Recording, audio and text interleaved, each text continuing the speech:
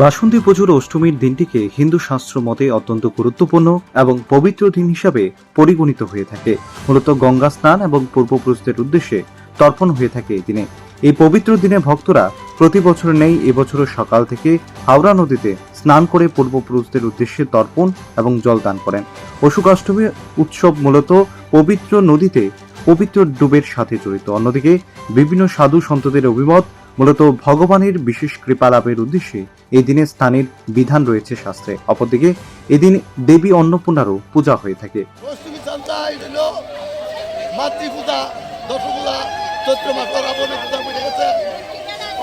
এই পূজাতে অষ্টমী স্থানে স্নান করলে পিতৃমাতৃ জলপিণ্ডের দ্বারা স্বর্গপ্রাপ্ত হয়ে যায়, আর যারা স্নান করেন পাপের থেকে পুণ্য লাভ হয়ে যায়।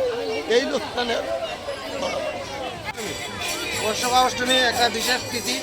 এই তিথিতে অন্নপূর্ণা এবং বিশ্বেশ্বরের পূজা হয় এবং অষ্টমীর যে স্নানটা বিশেষ পূর্ণ ব্যাপারে আমরা এই গঙ্গাঘাটে স্নান করি, তর্পণ করি, অস্থিদান বিসর্জন করি। ফলে এই পুণ্য দিনে মঙ্গলবার আগরতলা হাওড়া নদীর ঘাটে বিপুল জনসমাগম পরিলক্ষিত হয়েছে। একই সাথে পূর্বপুরুষদের আত্মার সদ্গতি কামনায় এবং পুণ্য কামনায় এই বিশেষ স্নান করে থাকে ভক্তরা। ব্যুরো রিপোর্ট, প্রগতি নিউজ।